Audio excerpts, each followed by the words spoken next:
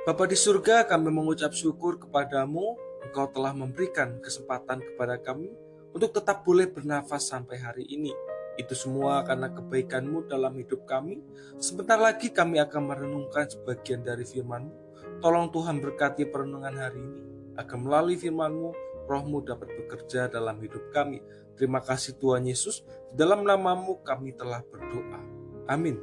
Shalom, salam sejahtera yang dari Tuhan kita Yesus Kristus dimanapun saudara sekalian berada. Hari ini kita sama-sama akan belajar sebuah tema yang berjudul bertindak benar dan bijaksana. Terambil dalam kitab Kejadian 34 ayat 1 sampai 31. Namun kita akan membacakan ayat yang ke-8 sampai 10 saja. Demikian firman Tuhan.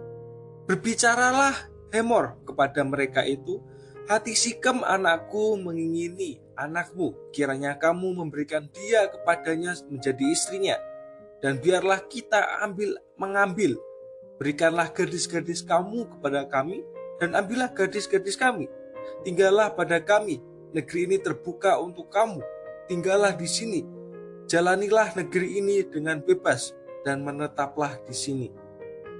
Saudara sekalian, orang Kristen dituntut untuk hidup benar sesuai dengan firman Tuhan.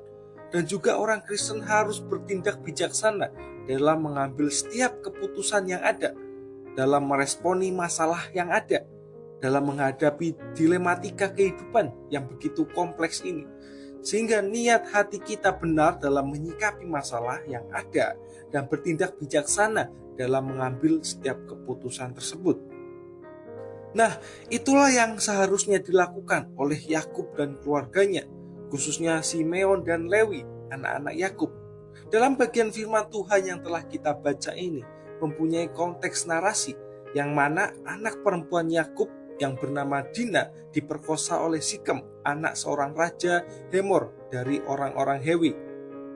Ketika Dina diperkosa oleh Sikem menjadi jatuh cinta dan mau bertanggung jawab atas tindakan yang telah diperbuatnya.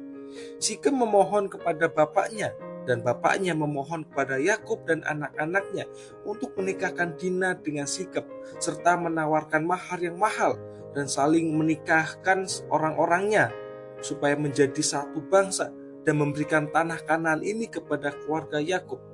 Nah, sampai di sini dulu. Saudara sekalian, dalam pertimbangannya tersebut, Yakub mengerti bahwa anak-anak mereka tidak boleh kawin campur dengan bangsa lain, dan juga Tuhan telah berjanji akan memberikan tanah Kanaan ini kepada anak keturunannya kelak.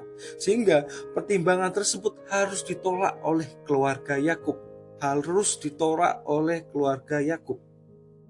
Nah, saudara sekalian, apa yang dapat kita pelajari pada bagian ini? Ketika dunia menawarkan kenikmatan-kenikmatan yang ada untuk kita melanggar perintah-perintah Tuhan, maka keputusan yang harus kita lakukan adalah menolaknya.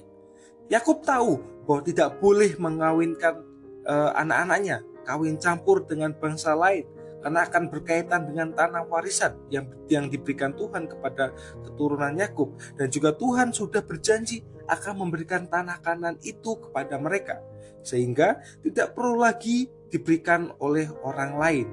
Maka sangat jelas bahwa keputusan yang harus diambil adalah menolak tawaran tersebut, karena Tuhan sudah memberikan janji yang lebih baik daripada tawaran mereka. Selanjutnya, untuk meresponi tawaran tersebut, anak-anak Yakub hendak melakukan tipu muslihat dengan memberikan syarat kepada semua orang Hewi, termasuk rajanya, harus disunat. Dan pada hari yang ketiga, ketika menderita kesakitan, anak-anak Yakub, Lewi dan Simeon membunuh semua orang Hewi dan menjarah seluruh harta benda dalam kota itu.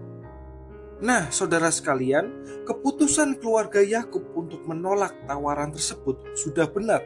Namun dalam mereka bertindak, dalam meresponi hal tersebut tidaklah bijaksana. Justru dapat membahayakan nyawa mereka di tengah-tengah orang-orang Kanaan. Sampai-sampai orang Kanaan berkumpul bersekutu untuk menghancurkan keluarga Yakub, maka hal itu sangat membahayakan nyawa mereka, membahayakan posisi mereka sebagai orang asing di sana. Dengan demikian, mereka meresponi tawaran tersebut, bertindak dengan tidak bijaksana. Saudara sekalian, firman Tuhan hari ini mengajarkan kita untuk hidup benar di hadapan Tuhan dalam menyikapi dilematika hidup ini. Namun kita juga dituntut untuk hidup bijaksana dalam meresponi dilematika tersebut.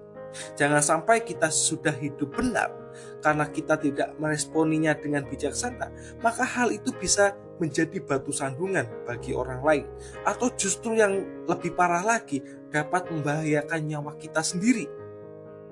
Hidup kudus dan benar adalah tuntutan setiap orang yang percaya kepada Tuhan. Tetapi bertindak bijaksana dalam meresponi segala sesuatu adalah sebuah keharusan yang mesti dilakukan oleh anak-anak Tuhan. Oleh karena itu, saudara sekalian, hidup benarlah dan bertindaklah dengan bijaksana, sehingga melalui hidup kita yang benar dan bijaksana, kita boleh menjadi berkat untuk kemuliaan nama Tuhan. Amin untuk firman Tuhan.